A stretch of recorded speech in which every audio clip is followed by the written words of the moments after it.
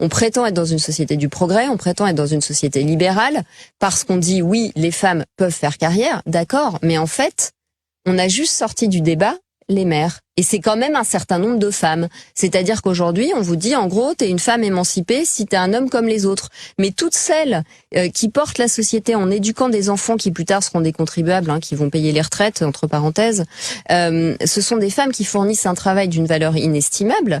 Et que ce soit du point de vue de leur santé, que ce soit du point de vue de la pérennité de leur couple, parce que le couple aussi il trinque quand la mère est épuisée ou que le père n'y arrive pas et est tendu parce que économiquement il voudrait assumer mais il peut pas.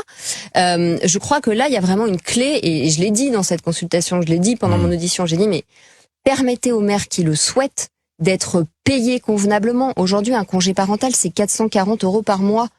Le RSA, c'est 500.